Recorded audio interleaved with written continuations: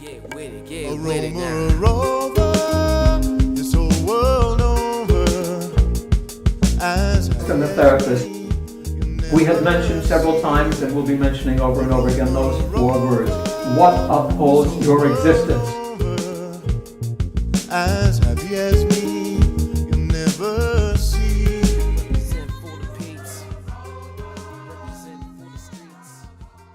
So I'm going to go over that, all the theatrical things we've talked about.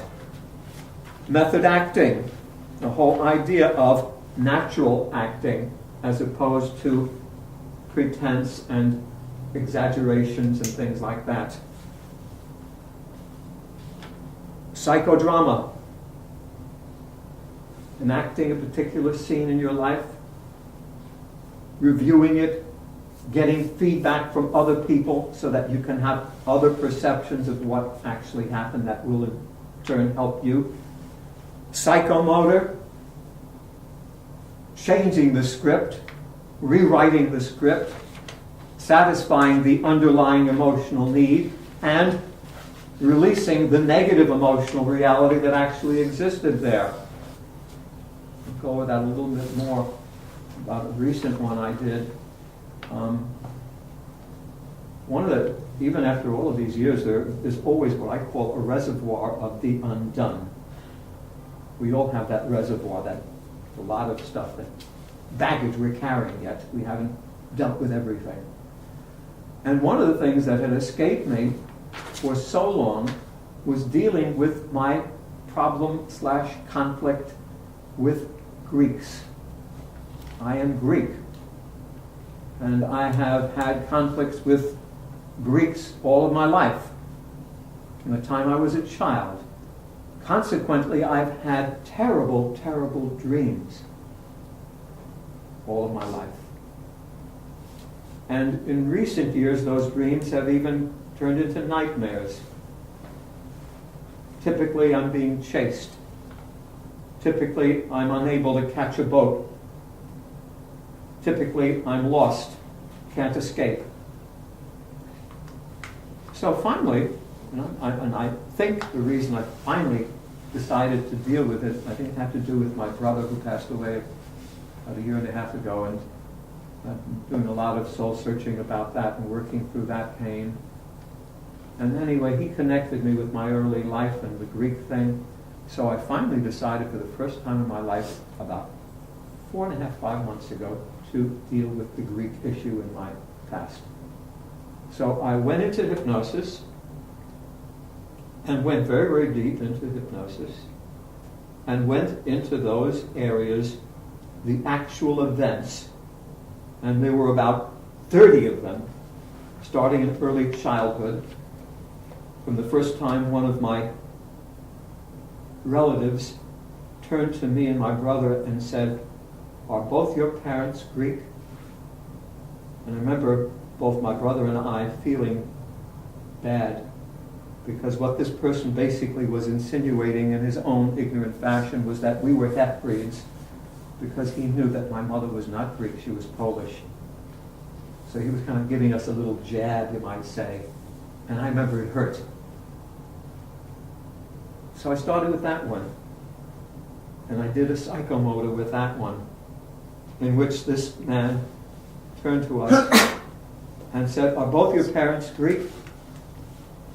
And my brother and I said, "No, my mother's Polish."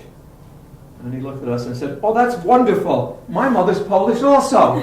And he gave us a big hug. So I replaced that one. And I went through, it was a very long hypnosis session, I went through each of these issues one at a time, replacing each one with a new emotional memory.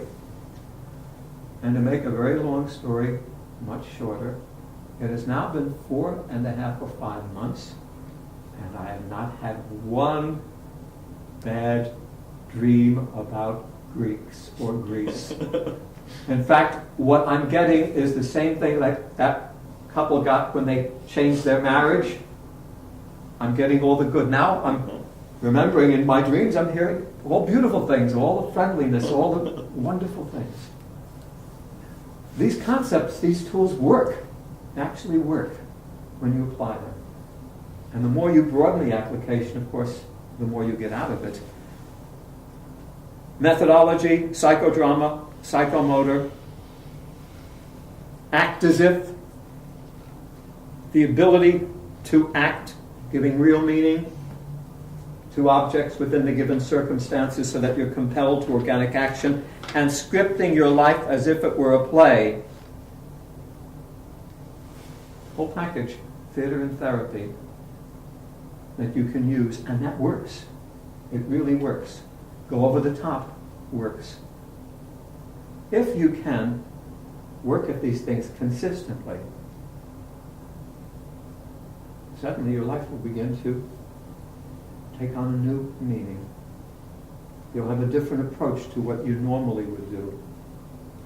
And you'll have a tool for each of these things. The act as if as a tool, scripting as a tool, ability to act as a tool, psychomotor, psychodrama, they're all tools that work. Any questions just on that kind of package of theater and therapy? The human design on and off stage, we're meant to live, love, and create. That should be kind of up on the top of our minds always. Thematically. What are we here for? To live, to love, and to create. That's what life is for. Our daily goal, applied theatrically and therapeutically, to love, be loved, feel self-esteem, face life's challenges, and find peace. That's pretty much the universal theme, wouldn't you think? You could listen to all the voices in the world, calling out, what do people really want? To love, to be loved, feel self-esteem, face challenges which we'll always have, and find peace. The various therapies and the history of therapies that can be applied directly in connection with this, hypnosis and self-hypnosis. Hypnosis gives us the means by which we can deal with our emotional background, our baggage, and make lots of changes. Meditation, reaching for a higher plateau of patience, relaxation, calmness, and peace. Dreams, the stages, duration, meaning, interpretation, metaphors.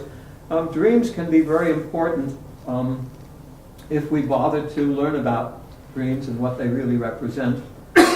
And what I'm getting out of it now at this point in my life is going over the top kind of reality. I'm discovering things about dreams that are really over the top. For instance, I had a dream in which I am conducting a symphony, Italian symphony, and I'm conducting, and I'm looking at the libretto in Italian, and I'm conducting the music and turning the pages. I know only a couple words of Italian. Now, sure, I've heard some Italian music, Italian songs, and Italian scores, but I can't do that. But in my dream, I did it. In my dream, I was literally speaking Italian, reading Italian, interpreting Italian, and a score, which I cannot read. I've got to go to school and learn how to do that the way I need to in order to be a conductor. I can't do it now. I can read notes. I sang. I can't read that kind of score. But in my dream, I did. How come? How? Where'd that come from?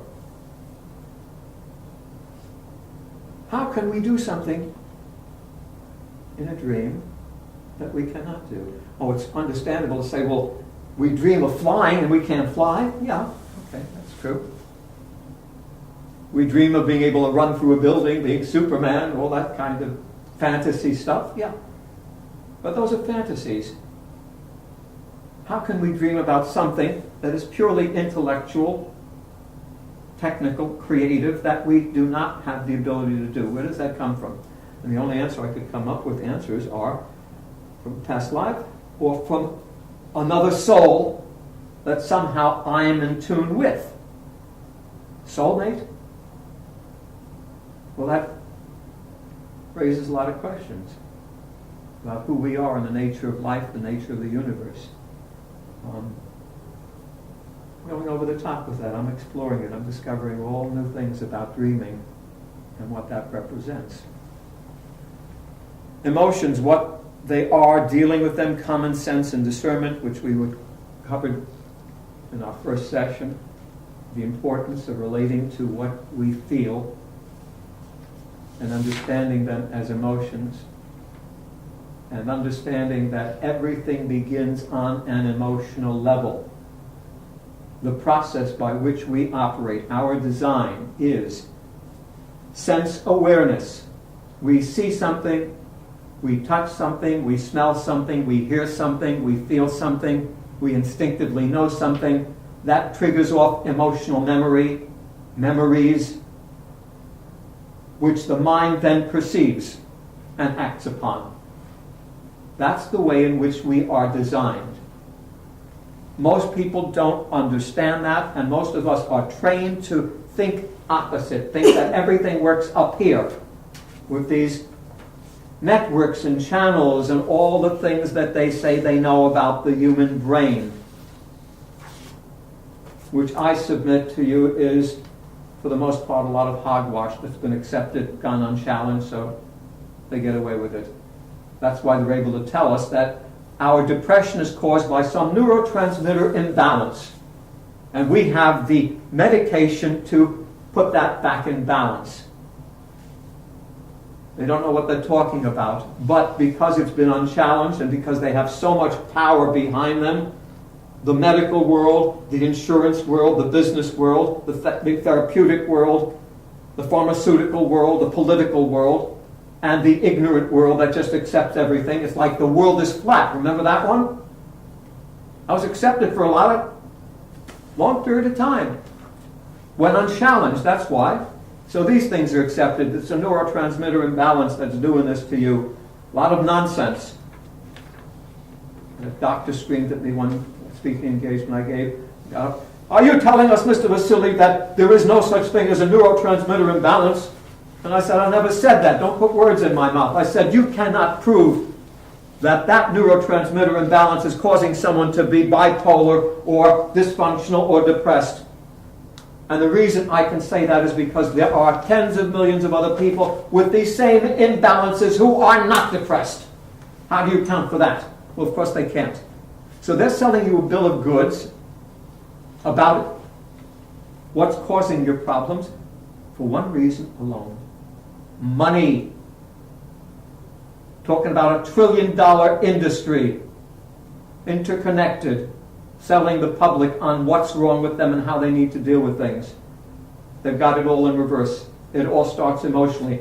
They tell you it starts up here, and they treat it, and they end up treating symptoms with medications that don't work, while we ignore the root cause of the problem, which is emotional.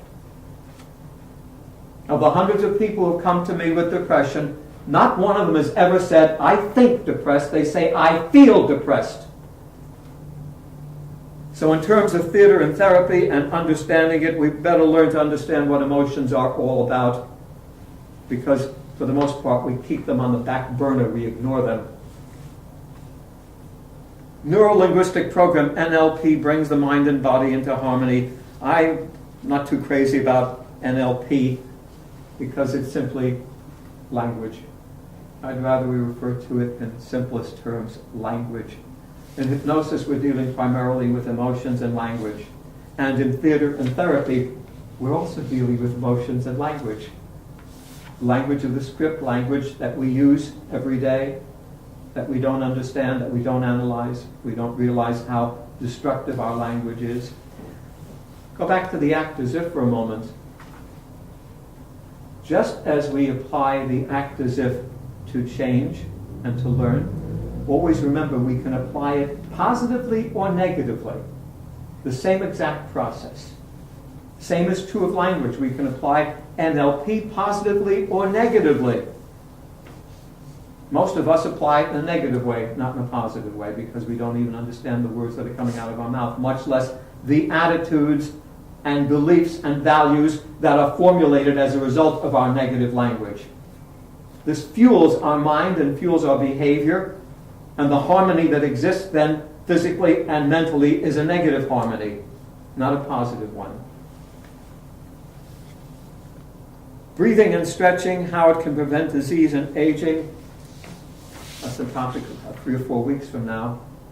But quickly I can mention to you that of the things going on in my life which are positive, and just about all of them are, I am, as I've repeated previously, going to be 76 next month. I feel like I'm 26. I never get sick. I have not had a headache in 53 years, a stomachache in 35 years, or a cold or flu in 25 years.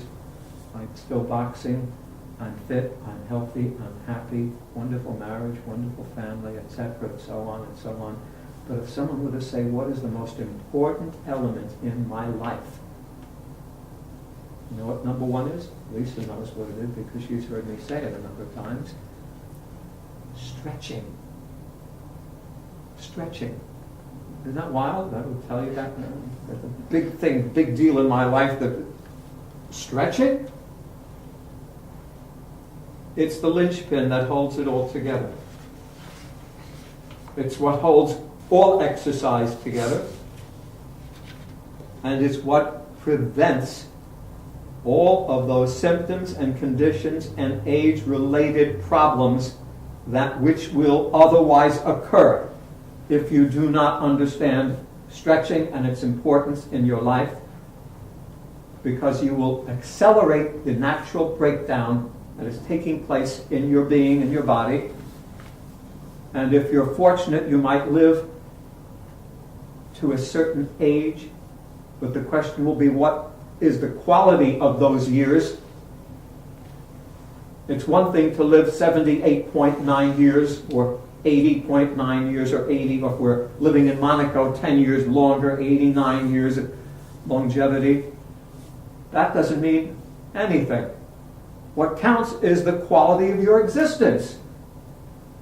If at the age of 65 you start going to doctor and hospital regularly, if you're on medications, if you're accelerating the physical breakdown because you didn't know enough to exercise properly and you never learned how to stretch, well, you're the loser. You learn how to do it, you're the winner. Why, maybe 15 to 25 added years of quality existence. Stretching. Drug therapy, how it destroys our health and our lives. The only time drugs should be used is when there is no other alternative. People who are HIV positive need their meds, yes. Someone who is a hemophiliac needs their meds. There are a lot of reasons why meds can be used and are necessary for life.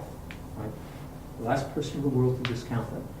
Unfortunately, 85% of the use of medication is wrongful, hurtful, damaging, and the only reason it is going on is to make money for the people selling this junk. And it is junk, by the way. The street addict calls his dope junk because he knows that it's junk. And the stuff we take from our pill box is also junk. The only difference is one is illegal, the other is legal. Take one form of junk, you can end up in prison. Take the other form of junk, and it's okay. Pretty lousy standard, I think. Basic and advanced therapeutic dynamics, psychotherapy, psychology, hypnotherapy, conventional psychiatry, and many others. Looking at those dynamics, unfortunately, when it comes to psychotherapy and psychology, it's none too successful. I advise most people to keep as far away from it as possible because, Barbara, welcome even this late. It's okay. Glad to see you. I'm parked illegally. Oh, I'm sorry. So, how We got about 15, 20 minutes, a half hour. Grab a seat. I'm illegal. In covering theater and therapy, and covering the therapeutic area of it, unfortunately, psychotherapy has pretty much gone by the wayside in the last 30 or 40 years. When I began to study psychotherapy, and I worked with a wonderful psychiatrist named Daniel Casriel, a man I greatly admired and loved as a human being and a doctor, psychiatrist, Dan taught psychotherapy. He cared about what he was doing. He cared about human beings. And he was also well aware of the dangers of medications and drugs. He was a great advocate of non-drug medication therapeutic resolution and was an expert at it.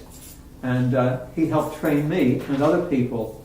And unfortunately, what's happened in the field of psychiatry is that psychiatrists have gone over to the dark side, way, way over to the dark side with medications. And the reasons are pretty basic.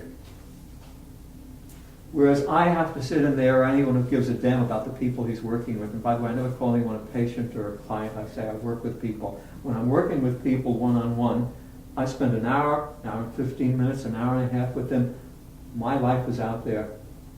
My caring, my concern, my love, my experience is there. I work. Very easy in place of that to just pick up a pad here and leave your check at the door. No work involved. Very efficient and quick. And you know what happens to your knowledge as a psychotherapist? You lose it. You stop practicing, you stop learning, you stop developing, you stop doing. Instead you hand out a prescription to people. And that's where psychiatry has gone, and it's guided by the American Psychiatric Association, which are nothing but a bunch of plunderers and lunatics. If I had to put people in prison in order to teach them something, I would put those people in prison way ahead of any dope fiend. They deserve it also much more than dope fiends, because dope fiends basically are trying to satisfy a screwed up habit that they have. They really don't want to hurt anybody, much less themselves. The psychiatrists know they're hurting people, know they're destroying human lives.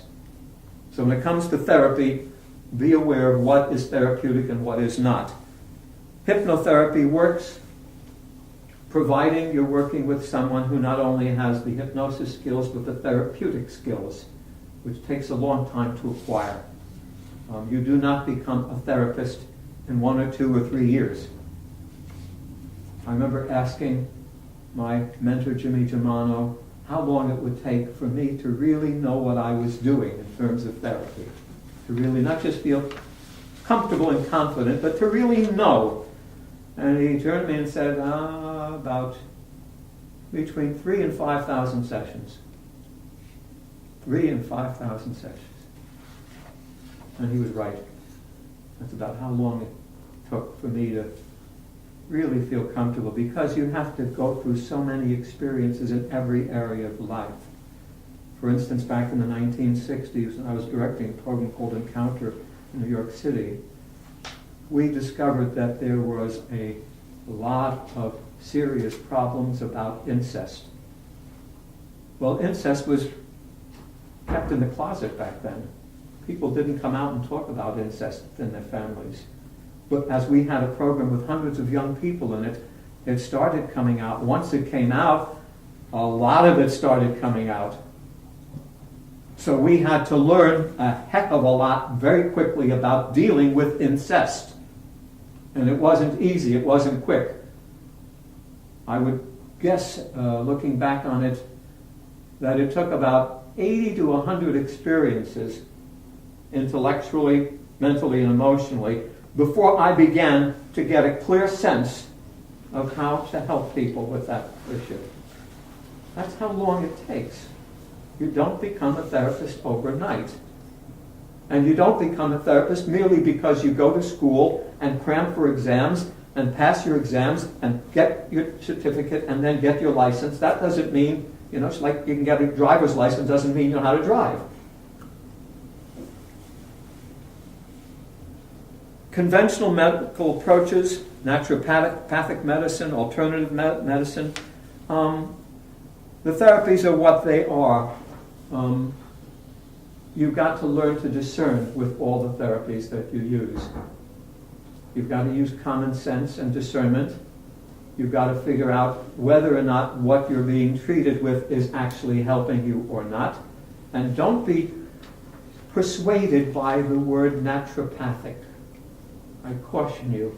Naturopathic should be what it has been built up to be, but unfortunately, I wish this was not the case, believe me. I wish it were different. Unfortunately, naturopathic medicine has begun to get involved with the dark forces. Greed, money, power. Go into a naturopathic store now.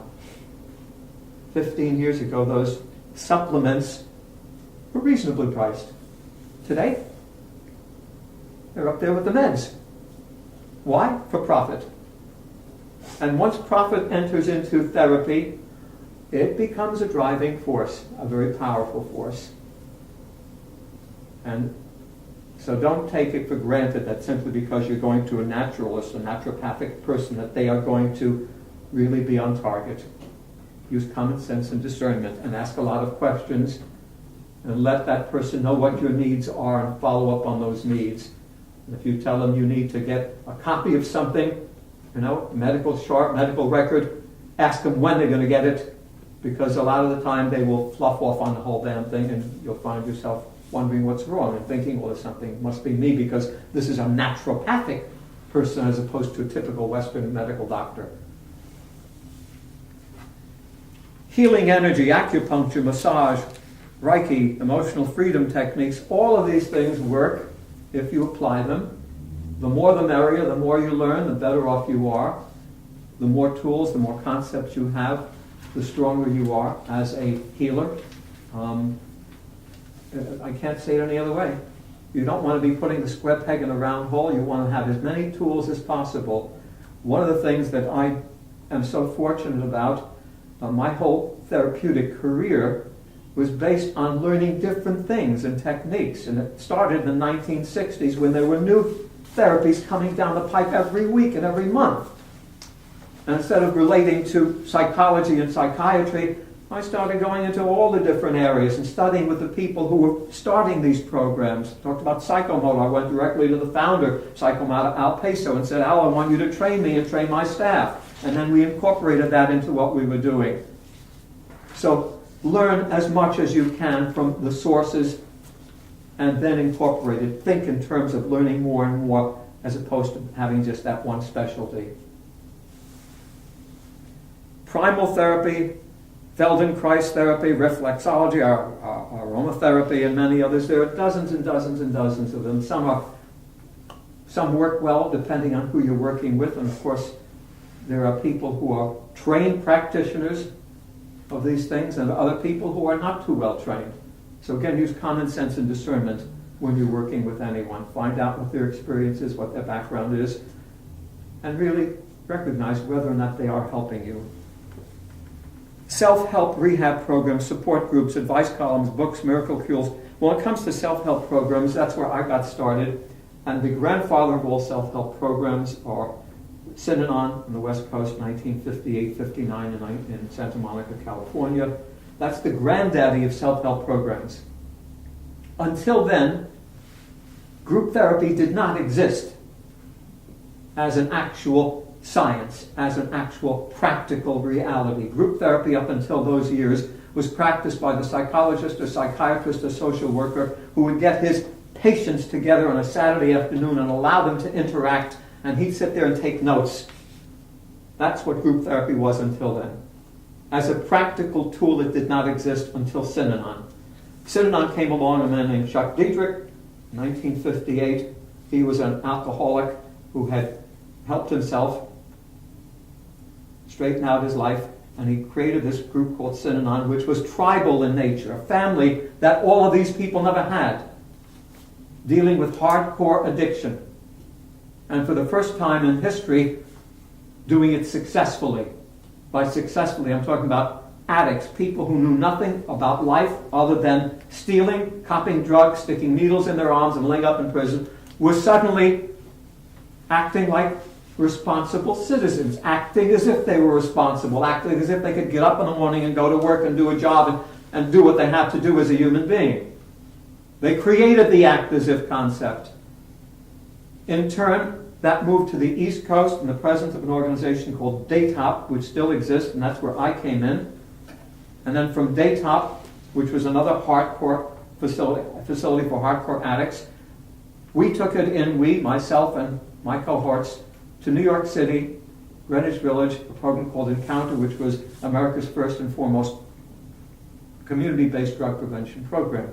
And again, we had to start from scratch, learning and learning and learning and learning and learning. But that's how self-help developed. Today, it's not what it was then. For one thing, in the 60s, people were really plugged into self-help and therapy and sensitivity groups and therapy groups. Everyone, by everyone I'm talking about, it seemed like everyone, we had hundreds of people on the waiting list. You couldn't find a place for them. And then, in the late 70s, it all dissipated. And now, what we have in place of it are support groups. Support groups do something that is really good, very fine, wonderful. You learn to identify with other people. You discover that you're not alone with your problem. How many times people have said to me, I don't think anyone can understand what I'm feeling or what I'm going through. And of course, that's not the truth. When we finally get that identification, we're humanized. We feel, oh, yeah, other people, you do understand what I'm going through. You do understand what I'm feeling. So support groups are wonderful in that way. But support groups, unfortunately, are not well-schooled, trained for therapy itself, or actually using concepts and tools to help people get over the bumps in life. Problem Solving 101, we're going to go into that in a couple of weeks. The human trifecta, emotional overload, mental debris, physical debilitation. I go over these things week by week and piece them again in another way. It's part of that human mosaic that I talked about earlier. The human condition, if you want to break it down into a simple triangle that you can see and recognize, emotional overload. We're feeling, experiencing emotions. We're accumulating this externally, internally, and because we have not been trained to deal with the emotions, to understand them and release them, they begin to get bigger and bigger. We become weighed down, overwhelmed, overloaded with them. It's like piling dirty dishes in a sink. And you keep piling more dirty dishes, it begins to the smell begins to permeate the environment. And at a certain point, you've got so much, if you put a tablespoon on top, it will all come crashing down. Emotional overload. We run to the doctor to deal with that. Instead of him saying, find a way of dealing with your emotions, because that's the cause of it, he gives you a pill so that you no longer feel the emotion. And that begins the disaster and the catastrophe that could encircle your life. You've got to deal with that emotional overload. Mental debris. Because we don't relate to the emotions intelligently, we begin to dramatize. We take something and we broaden it, make a huge thing out of something which is a problem, a real problem. But suddenly it becomes an, oh my God. How often do you hear people using that term? Oh my God. Oh my God should be restricted to true oh my gods, such as a child in pain, terminally ill person, things that are really oh my gods. Losing your job is not an oh my God. Breaking a finger is not an oh my God. Being turned down for a credit card is not an oh my God. Being rejected by someone, as painful as it is not an oh my God. Problems are problems. Don't dramatize them and make them into some freak that's going to weigh you down. And again, the reason we dramatize, going back on what I said very early in this session, it's our way of calling for help, screaming out for help. Yell loud enough, suffer enough, hopefully someone will see you suffering and come and love you and help you. Doesn't work. Doesn't work. Usually people turn away from that and run from it. Better off going right to the individual and saying, I need you to recognize my needs with you. I need you to love me and be kind to me, as opposed to creating the drama in the hope of getting that. Physical disability goes hand in hand. That's the other part of the triangle. And the strange thing about that is, of the three, the physical is the easiest to deal with. The emotional takes a lot of work. The mental takes a lot of work and time. Physical, you can start doing the physical, and in moments you begin to feel it. Something begins to kick in. Work your body, and your body begins to respond. Muscles begin to respond. The mind begins to respond. But instead, we allow the physical disability to remain because we tell ourselves, I don't feel like exercising. I don't feel like doing this. So we collapse in that area, or weaken to the extent that we age prematurely. And when that happens, we go to a doctor, and the doctor says, well, you're no longer a spring chicken. Oh, it's age. Yep. Can be prevented, should be prevented. Dramatizing, ruminating, indulging, denial, defense, and ego. Denial, defense, and ego, as we've said in earlier weeks, is a standard way that we have learned to deal with human problems. Defend, defend, defend. Deny, deny, deny. Ego, ego, ego. We're never wrong. We are a society of saints. Nobody ever makes a mistake. No politician will admit to anything. No religious figure will admit to anything. No doctor. Everyone refuses to admit to anything. So we train our children at an early stage, that's through the negative role models, to be the same way. To defend, to deny, and to be ego-driven. And we stay in that position. Leverage and momentum, balance and adjustment, reservoir of the undone are all part of therapy. Leverage is very, very important in life. It's mathematics. If you don't understand the mathematics of your life, you can't control leverage, it's going to control you, bless you. It will control you. You will feel overwhelmed by it because you are not in control. It's directing you, it's guiding you, it's dictating to you, and you're out of control with it. That's why people walk around so overwhelmed and not in control. Blueprint for life encompassing the emotional, mind, body, and spirit, all of the things we've mentioned. Living in the now. I've met a lot of people who read that book about living in the now, and some people carry it in their back pocket like a little Bible. My problem with that is too many people don't have a now to live in. I mean, it's great. It sounds wonderful, live in the now. What if your now is lousy? Yeah, right.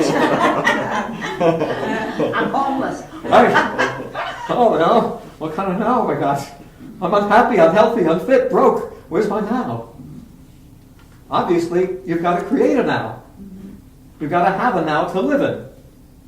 And that takes work. It takes all of these things and all the dynamics that I'm talking about in terms of those, going back in the earliest thing I said today, those 65,000 pieces, getting them to mesh, piecing them together, putting the puzzle together gradually. What happens is you begin to create a now.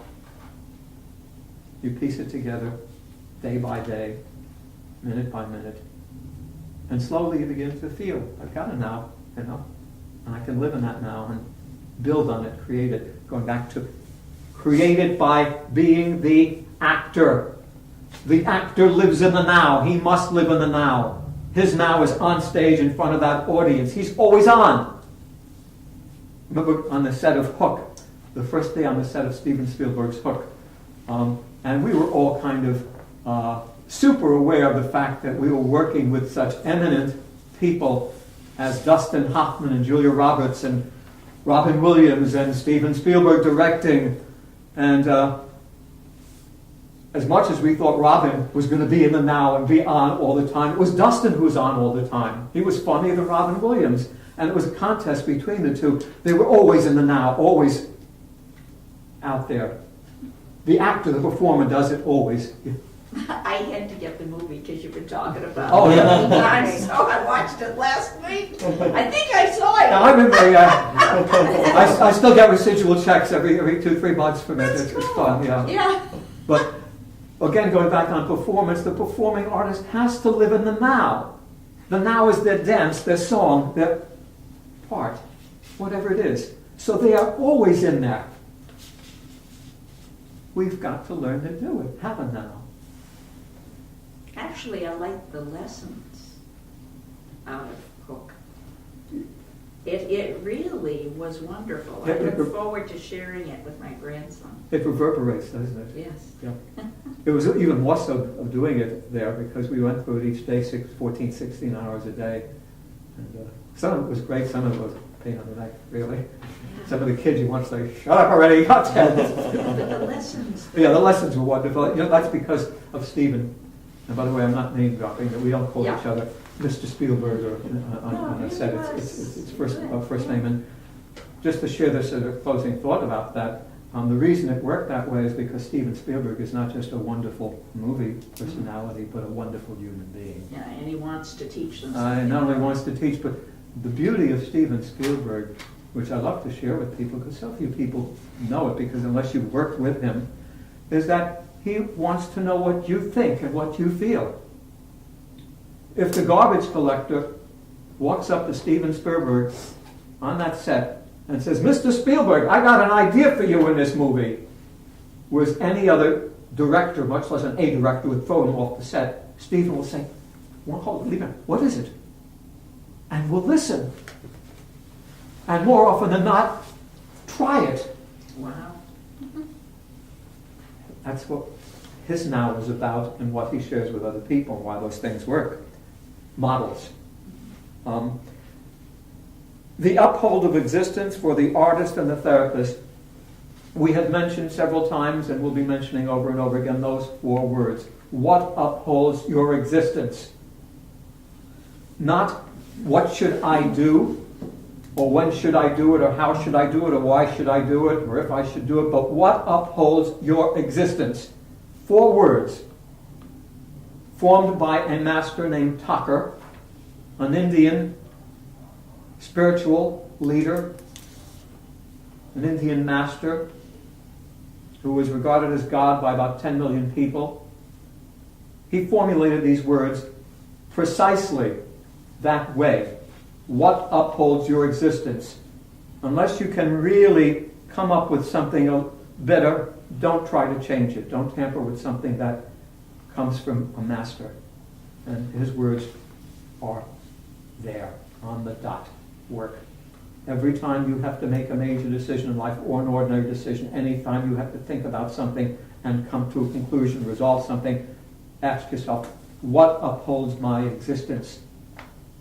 Those 4 words will project you into a different plane of thinking. It will open up your mind in ways that you could never imagine. And if you do that over a period of time, you look back on several years and say, wow, what an absolutely different life I now have because I've learned to apply those 4 words. What could be simpler? 4 little words. What upholds my existence? Theater and therapy. I mentioned earlier that you can't learn it all and retain it all. Well, I suggest you come back on Wednesday because it covers so many different things. The major thing I want to go over before we ask some questions and wrap is this idea, again, to be very redundant. Be the actor. Live a script. Use these concepts and tools. And your life will change. Your life will change. And it's without pills, without studying psychology, rocket science.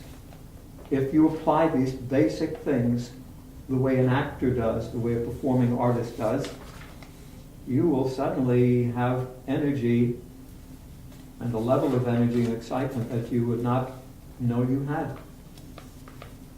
Literally, you don't know how strong you can be unless you actually use these things the way an actor does. From God's on board, each day I dine. From the Bering Straits to Palestine, this spring, this brook will ring the bell no need of wealth. You're in God's hotel.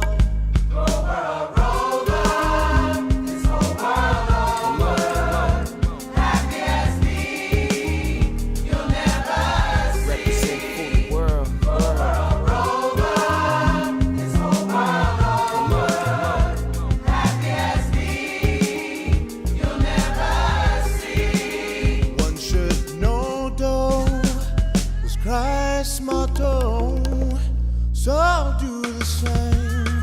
Let heaven flow. No pills, no